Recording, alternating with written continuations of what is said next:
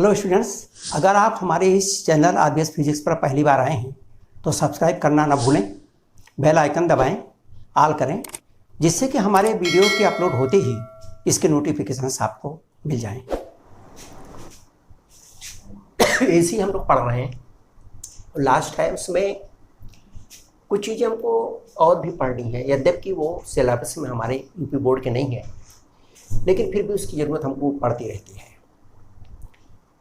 यल are परपथ है, ये यल और आर जुड़े हुए हैं और यदि इसको हम चार्ज करते हैं या इसको हम इसमें धारा यानी इसके स्विच को ऑफ करते हैं तो इसमें धारा का मान किस तरह से बढ़ता है और किस तरह से घटता है। जब इसको हम बैटरी से जोड़ दें उस समय इसमें धारा का मान कैसे बढ़ता है, और अगर इसको हमने यहाँ से जोड़ दिया, बैटरी को ऑफ कर दिया स्विच को, तो इसमें धारा किस प्रकार घटती है, क्या एक बार की घट जाती है या धीरे धीरे घटती है, उसका क्या स्वरूप रहता है। यल आर परिपथ में धारा की वृद्धि जब लगा दिया सेल तो किस तरह धारा बढ़ती है, एवं क्षय, और अगर हमने इस सेल को निकाल दिया तो किस प्रकार घटती है। इसे ये चीज़ हमको करनी है। मान लिया कि हमने ए को बी से जोड़ दिया, ए को बी से जोड़ दिया। जब ए को बी से जोड़ देंगे तो बैटरी परिपथ में जुड़ जाएगी और परिपथ में धारा बहने लगेगी। इस परिपथ में धारा बहेगी या लाल परिपथ में धारा बहनी शुरू हो जाएगी, धारा का मान बढ़ना शुरू होगा धीरे धीरे। तो ए को बी से जोड़ दिया, किसी क्षण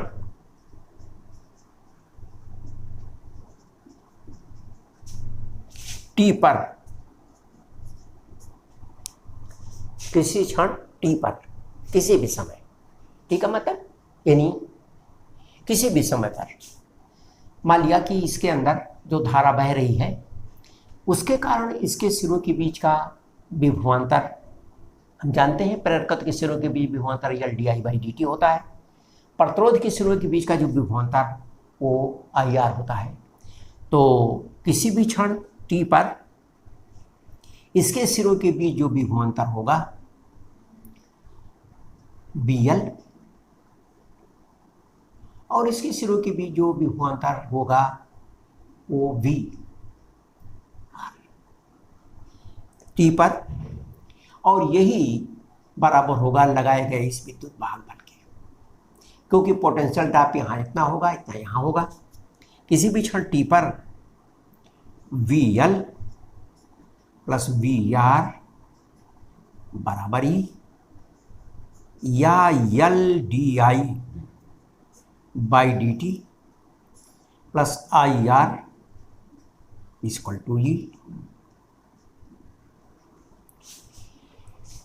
जिस समय स्विच को ऑन किया, जिस समय इसको यहां से जोड़ा एट टी बराबर 0, उस समय ठीक उसी समय जिस समय इसको हमने इस स्विच से जोड़ दिया था, तो उस समय एट टी बराबर 0 पर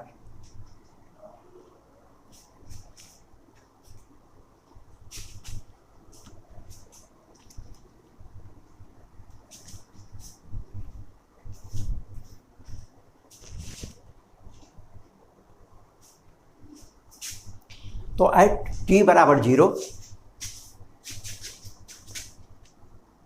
टी बराबर 0 पर ठीक जैसे जोड़ा ठीक उसी समय धारा अधिकतम होगी, क्योंकि अभी जोड़ा है तो धारा का मान महत्तम होगा।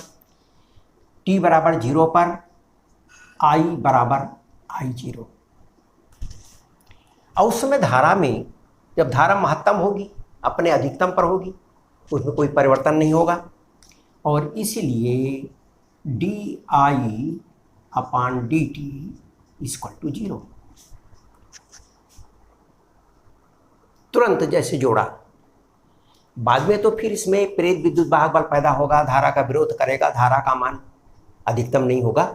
लेकिन जैसे हम जोड़ते हैं उस समय t बराबर 0 पर आई का मान अधिकतम होगा और धारा का मान धीरे धीरे बढ़ना शुरू करेगा। लेकिन जब आई का मान अधिकतम है उस समय धारा के मान में कोई परिवर्तन नहीं है, वो कांस्टेंट है, उससे ज़्यादा नहीं होगी। और इसीलिए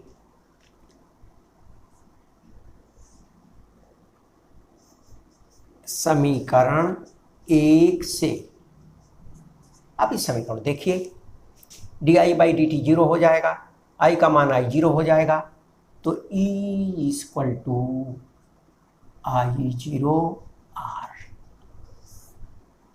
ये उस समय है ठीक t बराबर 0 पर, जैसे करंट स्टार्ट हुई।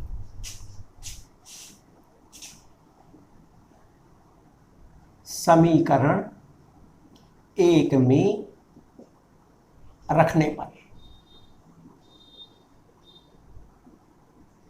इस समीकरण 1 में रख दिया ई का मान, तो L D I by D T plus I R बराबर I zero R. Therefore D I by D T equal to R का मान हो जाएगा, तो हो जाएगा I zero minus I into are.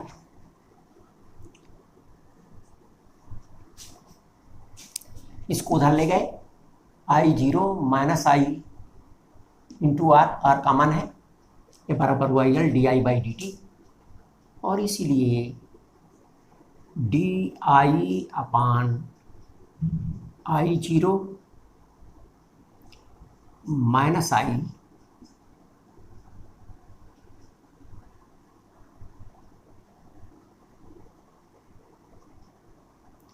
ये बराबर हुआ, ये नीचे आ गया, ये इधर चला जाएगा, ये हुआ R upon L into D T.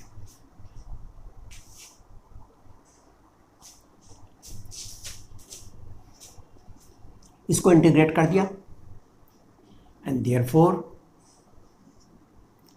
D I upon I zero minus I बराबर आर अपान यल कांस्टेंट है डी टी। इसका आएगा, ये आई माइनस में है इसलिए ये माइनस में आएगा, ये आएगा minus log I zero minus I. अगर इसका आप डिफ्रेंशिएट करेंगे तो आएगा 1 अपान आई माइनस आई जीरो, और फिर आई जीरो का करेंगे तो आएगा माइनस डी आई, तो ये माइनस आ जाता है इस सूत्र में। ये हुआ minus log I zero minus I is equal to R upon L T I is equal to ये कांस्टेंट। किसी भी समीकरण का जब हम अवकलन करते हैं तो जो कांस्टेंट रहता है उसका मान 0 हो जाता है। अब इंटीग्रेशन करते हैं तो हमें पता भी नहीं रहता कि कांस्टेंट वहाँ था कौन सा था, इसलिए यहाँ पर हमने कांस्टेंट रखा। अगर कांस्टेंट होगा तो उसका मान आ जाएगा और नहीं होगा तो 0 हो जाएगा।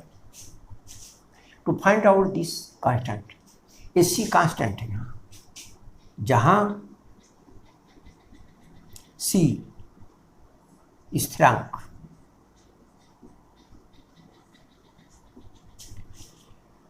अब एट टी बराबर 0 पर,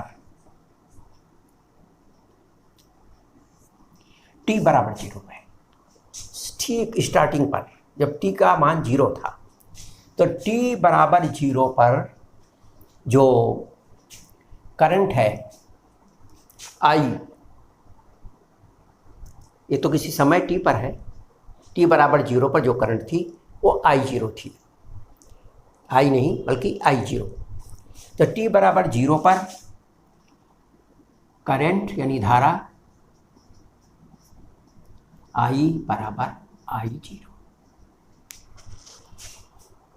t बराबर 0 पर ये 0 हो गया, और इसलिए माइनस log t बराबर 0 पर i,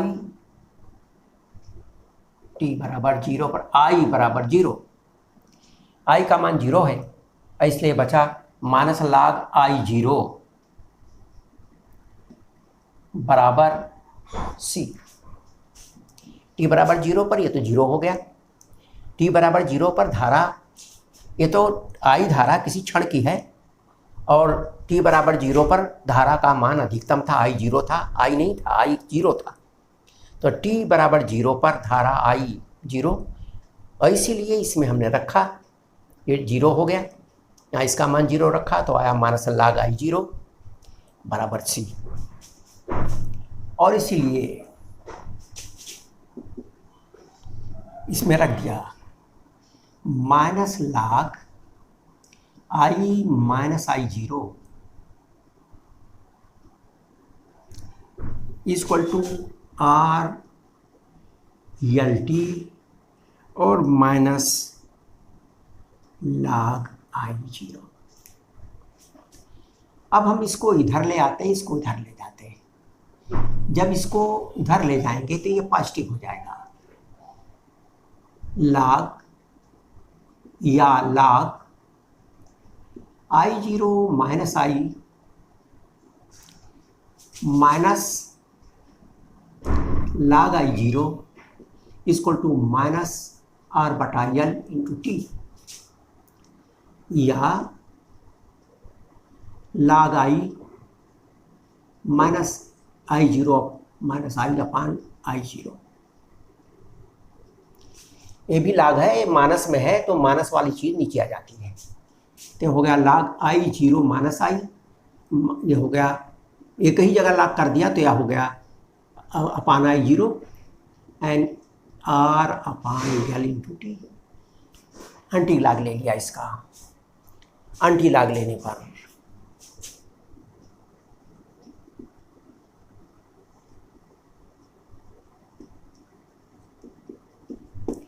तो ये आ जाएगा आपका I0 minus I upon I0 equal to e to the power minus R upon L into T, और इसीलिए I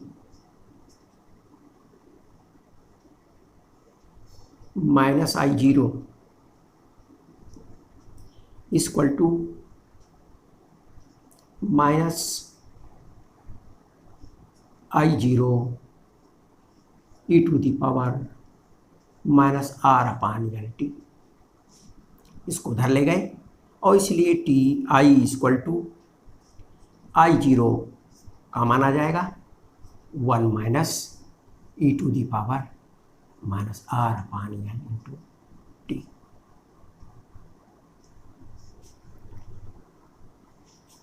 this is growth of current, यही धारा की वृद्धि है,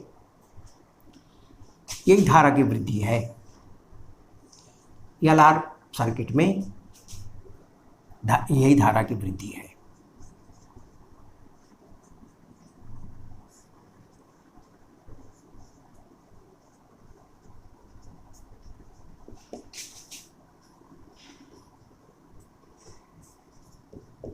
इसे हेल्महोल्ट्ज समीकरण कहते हैं, हेल्महोल्ट्ज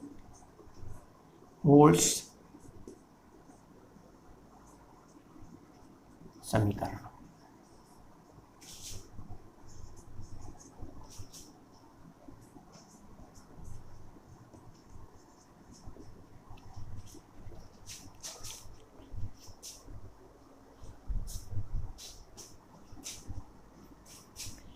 अब यहां पर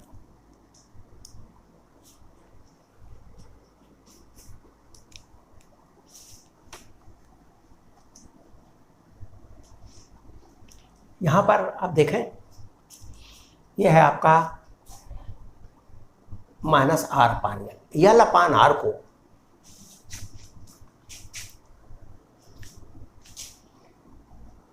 L अपान R बराबर टाउ रखने पर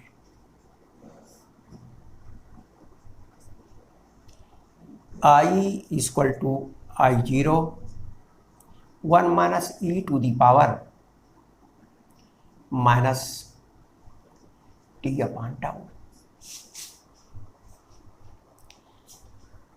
जहां टाउ को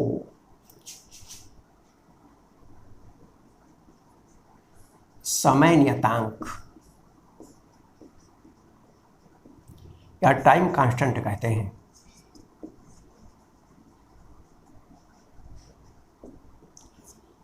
समय नियतांक या टाइम कांस्टेंट, ये समय नियतांक या टाइम कांस्टेंट टाउ बराबर होता है यल अपान आर। ये समय है, इसका जो मात्रक आएगा वो भी समय आएगा, पी में भी टी आएगी। अब इस समय कांस्टेंट या टाइम कांस्टेंट किसे कहते हैं, इस टाइम कांस्टेंट को समझने के लिए धारा का मान बढ़ रहा है और जितने समय में ये धारा का 63.2% हो जाता है उसे हम टाइम कांस्टेंट कहते हैं। यानी वह समय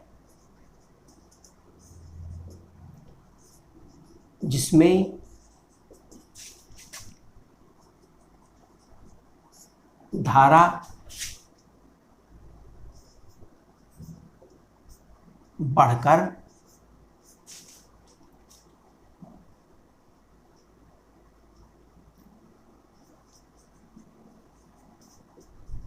अधिकतम धारा का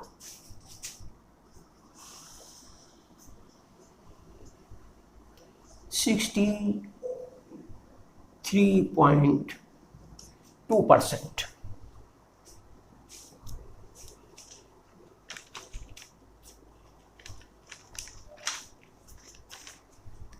सिक्सटी 3.2% हो जाती है।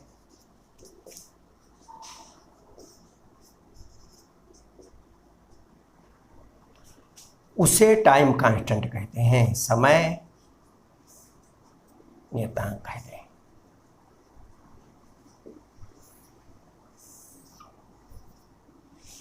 वह समय जिसमें धारा बढ़कर अधिकतम धारा का 63.2% हो जाती है उसे समय नियतांक कहते हैं। इसको यल अपान आर को ही समय नियतांक कहते हैं। और इस समय नियतांक को जब हमने रख दिया यहाँ पर यल अपान आर की जगह, तो नीचे आ गया माइनस टी अपान टाउ। तो ये तो हो गया धारा का वृद्धि। अगर इसका ग्राफ बनाए तो इसका ग्राफ कुछ इस तरह से आएगा। ये इधर टी है, इधर आई है और धारा का मान बढ़ना शुरू करता है यहाँ से।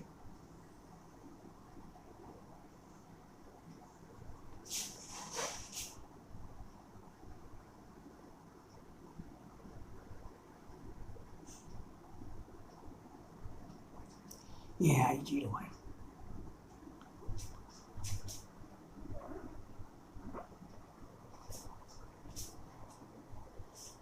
और टाइम कांस्टेंट में 63 ये इतनी धारा जिस समय हो जाती है, इतने में जितना समय लगा उसी को टाउ कहते हैं। यही है 63.2%। तो हो गया ग्रोथ ऑफ करंट, धारा की वृद्धि। आप देखें तो ये चरघातांकी है, चरघातांकी यानी ये बिल्कुल बराबर नहीं, बस पहले तेजी से बढ़ेगा फिर धीरे धीरे धीरे धीरे धीरे बढ़ने की दर उसकी घटती जाएगी। ठीक है। अब इसी का क्षय का क्या होगा, जब ये हम A को C से जोड़ देते हैं। जब A को C से जोड़ देंगे तो बैटरी अलग हो जाएगी और इसके इसमें धारा का मान एक बार की जीरो होने लगेगा। जब धारा का मान एक बार की जीरो होगा तो ये जो यल है इसके अंदर प्रेरित विद्युत वाहक बल पैदा होगा जो धारा के मान को एकाएक जीरो नहीं होने देगा, वो धारा के मान को डिलेट करेगा, धीरे धीरे ही घटने देगा। तो किस तरह वो घटता है वो ही हमको निकालना है। और धारा रेजिस्टेंस में तो तुरंत घट जाएगी, तुरंत बढ़ जाएगी, लेकिन इसे प्रेरकत्व के लगे होने के कारण धारा बढ़ती भी धीरे धीरे है और घटती भी धीरे धीरे है, इसलिए धारा का क्षय।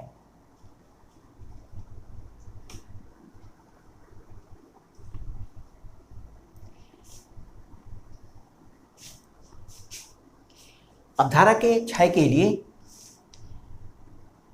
ए को सी से जोड़ दिया, ए को सी से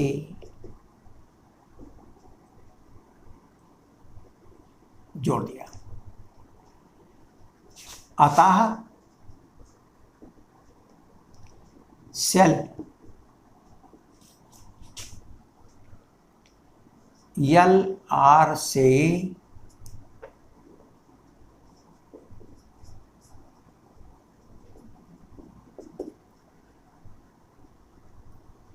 अलग हो गया।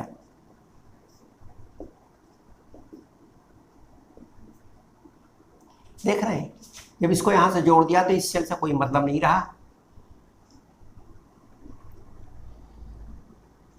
धारा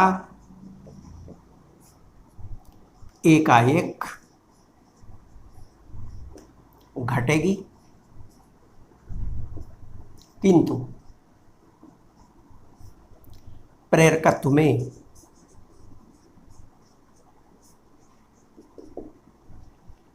प्रेरित विद्युत वाहक बल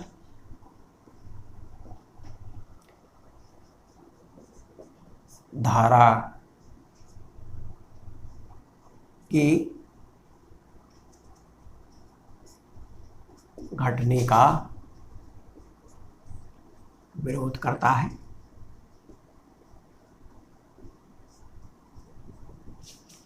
और धारा धीरे धीरे घटती,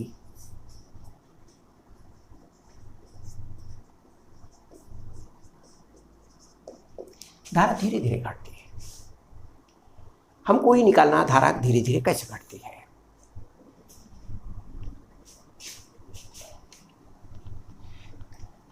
किसी भी क्षण टी पर,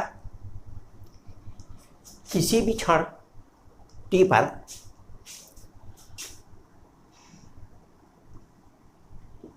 किसी भी क्षण टी पर, अब किसी भी क्षण टी पर बैटरी तो लगी नहीं है, अब केवल यल आ रहा है, विद्युत वाहक बल नहीं है। तो प्रेरकत्व के सिरों के बीच का विद्युत वाहक बल यल di/dt प्लस प्रतिरोध के सिरों के बीच का विभवांतर IR ये बराबर 0 होगा। ये 0 के बराबर होगा। di/dt plus IR is equal to 0।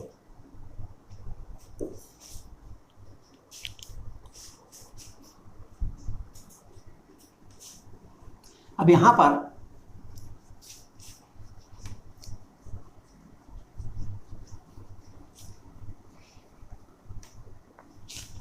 L di/dt plus IR बराबर 0 और इसलिए यल di/dt बराबर माइनस IR या di/i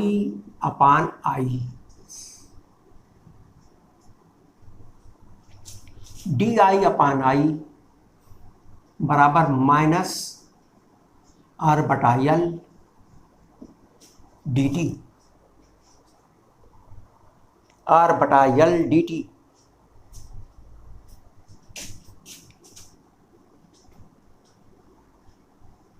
या समाकलन कर दिया इसका integration, D I upon D T, D I upon I बराबर minus R upon L D T. इसका आएगा log I minus R upon L D T का टी और प्लस सी यानी कांस्टेंट, जहां सी कांस्टेंट है, कोई कांस्टेंट है, अभी सी कांस्टेंट की वैल्यू हमको निकालनी है। एट टी बराबर 0 पर इसमें धारा तो मैक्सिमम थी। एट टी बराबर 0, टी बराबर 0 पर आई बराबर आई 0। फिर धारा का मान धीरे धीरे घटेगा, पहले तो सबसे अधिक धारा रहेगी, मैक्सिमम पर रहेगी। टी बराबर 0 पर आई का मान सबसे ज़्यादा होगा और फिर उसके बाद धारा का मान धीरे धीरे घटना शुरू करेगा। तो टी बराबर 0 पर आई बराबर 0, और इसलिए log आई 0 बराबर 0 प्लस सी। टी बराबर 0 पर यह सब 0 हो जाएगा, आई हो जाएगा आई 0। इसलिए सी बराबर log आई 0 रख दिया यहां। इसलिए log आई बराबर माइनस आर बटा एल टी और plus log I 0। log I minus log I 0 equal to minus R upon L into T, या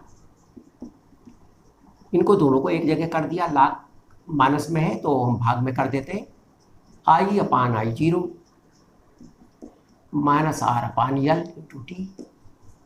एंटी log लेने पर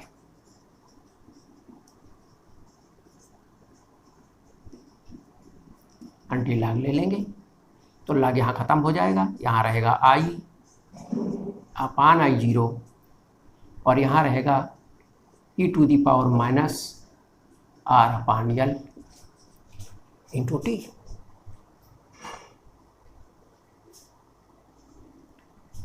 और इसलिए I equal to I 0 E to the power minus R upon L into T. हम R L upon R को tau रख देते हैं, तो ये समीकरण हमारा हो जाएगा। तो एक तो इसका रूप हुआ I equal to I 0 E to the power minus T upon tau. यह धारा के क्षय का समीकरण है, किस तरह धारा घटती है। यहाँ पर भी टाउ की जो परिभाषा है हम ग्रोथ के हिसाब से दे सकते हैं और यहाँ हम क्षय के हिसाब से भी दे सकते हैं।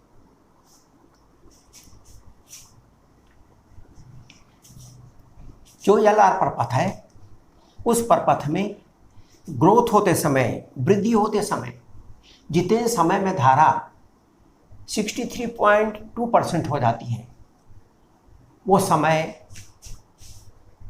टाइम कांस्टेंट है। यहाँ पर टाइम कांस्टेंट टाउ समय स्थिरांक,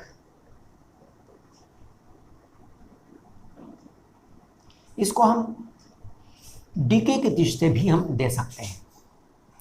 जितने समय में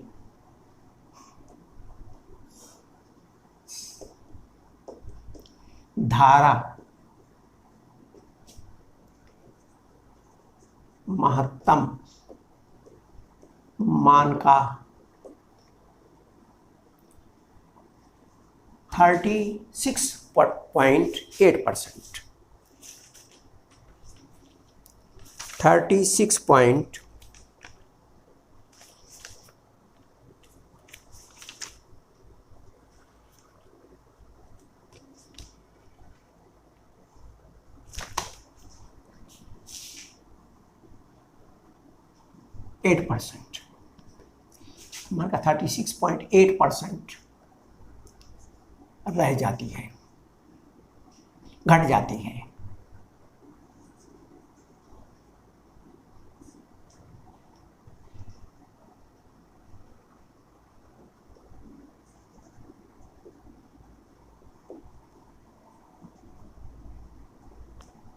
उसे क्षय नियतांक कहते हैं, उसे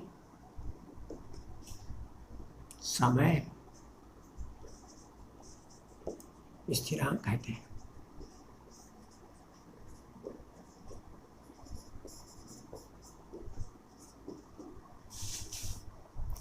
ये है किस तरह से धारा का मान घटेगा। अब इसको भी हम उसी तरह ग्राफ के द्वारा दिखा सकते हैं। ये टाइम है,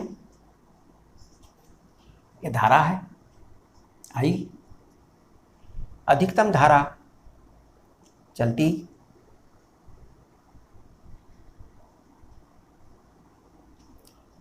ये इसका आई बराबर, ये आई 0 है, धीरे धीरे घटती जाती है।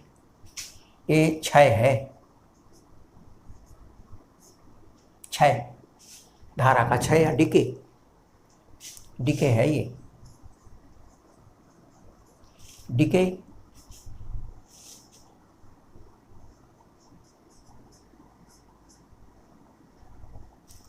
इस तरह से घटती जाएगी।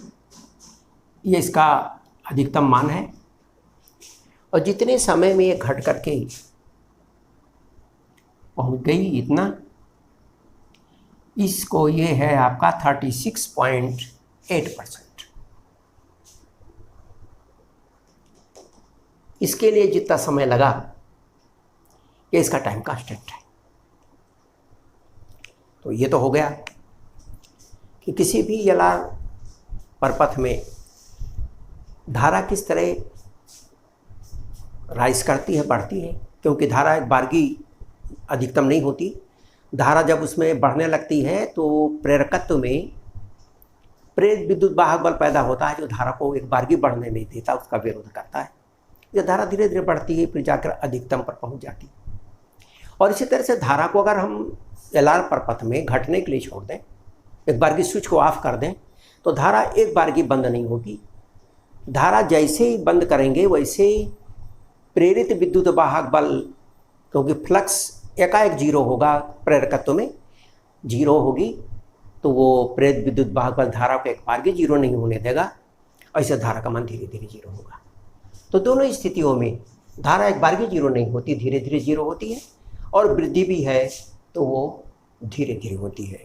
यानी वृद्धि और जो ग्रोथ है दोनों साथ साथ, यानी अगर इसका दोनों को एक साथ देखें तो आपकी जो वृद्धि है वो इस तरह से होती जाएगी। ये ग्रोथ है और ये क्षय है। ये आपका ग्रोथ है, वृद्धि है, ये वृद्धि है, और ये वो टाइम है जिसे हम टाउ कहते हैं। और ये घटते समय इसमें ग्राफ में देखें तो ये 36.8% घटा है, और बढ़ते समय ये 63.2% बढ़ा। तो ये हो गया हमारा एसी में। मेरा ख्याल एसी में बहुत सारा हुआ। अब आगे हम लोग इलेक्ट्रोमैग्नेटिक वेव से उसको पढ़ेंगे। बस आज तो बस इतना ही। वीडियो देखने के लिए बहुत बहुत धन्यवाद। यदि इस चैप्टर में किसी भी प्रकार का डाउट होता है तो आप हमारे कमेंट सेक्शन अथवा हमारे सोशल साइट्स पर जाकर पूछ सकते हैं, जिसका लिंक हमारे डिस्क्रिप्शन पर दिया हो।